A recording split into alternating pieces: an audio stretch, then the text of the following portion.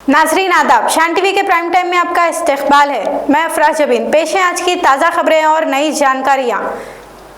नाजरीन, शुरुआत करते हैं मगरबी एशिया में जारी तनाज़े से। अमेरिकी सदर डोनाल्ड ट्रंप ने फिर एक मरतबा दावा किया है कि आपने हुर्मुज़ की नाकाबंदी के बाद ईरान मुआहिदा चाहता है। एक जानिब अमेरिकी सदर का ये दावा मुज़ाहिका खैज लग रहा है तो दूसरी जानिब आपने हुर्मुज़ की नाकाबंदी के हवाले से आलमी तशवीश और दबाव दोनों में इजाफा होता जा रहा है। कतर के वजारत खारिजा के तर्जुमान माजिद अल अंसारी ने मीडिया से बात करते हुए कहा कि किसी भी फरीक से आपने हुर्मुज़ की सलामती को खतरा नहीं हो सकता है।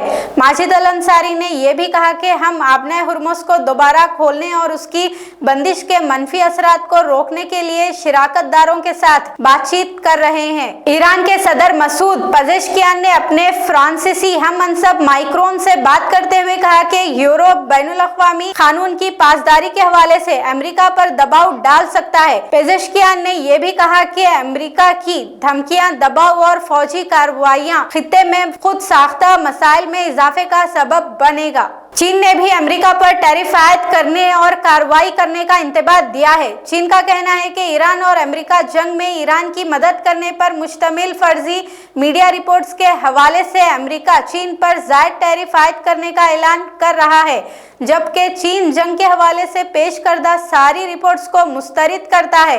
और अगर अमेरिका चीन पर जायद टैरिफ आयद करने की बात करता है तो चीन भी खामोश नहीं बैठेगा। इटली की एक खबर रसा एजेंसी आंसा के मुताबिक इटली की वजीर आजम जॉर्जिया मेलोनी ने इसराइल के साथ दिफाई मुआहिदे की अज़खुद तजदीद को मुअत्तल करने का फैसला ले लिया है।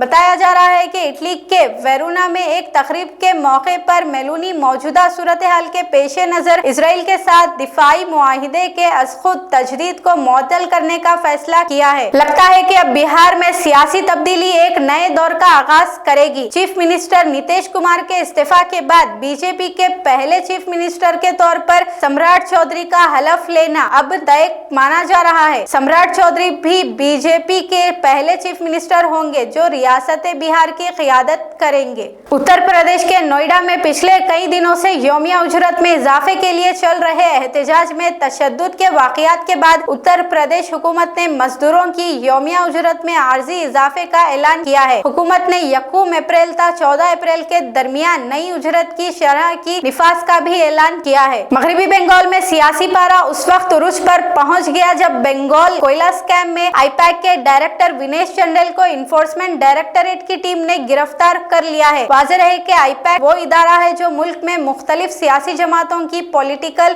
स्ट्रैटेजी तैयार करता है और मगरबी बंगाल में तृणमूल कांग्रेस के लिए मुसलसल काम कर रहा है। इंतखाबी माहौल में रायदही से चंद दिन कबल विनेश की गिरफ्तारी फिर एक मरतबा मरकजी एजेंसियों को वजीर आजम नरेंद्र मोदी और वजीर दाखिला अमित शाह के इशारों पर काम करने का मोरद इल्जाम ठहराने का सबब बन रहा है। रियासत तेलंगाना में गर्मी का कहर कम होता दिखाई नहीं दे रहा है। तेलंगाना में पारा 43 डिग्री से आगे बढ़ गया है, जबकि हैदराबाद में 41 डिग्री सेल्सियस दर्ज किया गया है। जुमला 22 अजला में 42 डिग्री सेल्सियस जबकि 11 अजला में 41 डिग्री सेल्सियस गर्मी दर्ज की गई है। निजामाबाद के आलूर में सबसे ज्यादा 43.2 डिग्री सेल्सियस गर्मी दर्ज की गई है। हालांकि मंगल की शाम कुछ वक्फे के लिए मतला अबर आलूद रहा और शहर हैदराबाद में कुछ मकामात पर हल्की बारिश भी हुई, मगर इस बदलते मौसम के बावजूद गर्मी से राहत नदारद है। नाजरीन, प्राइम टाइम का सिलसिला यहीं पर खत्म होता है। अफरा जबीन और शान टीवी की सारी टीम को दें इजाजत। शब बखैर।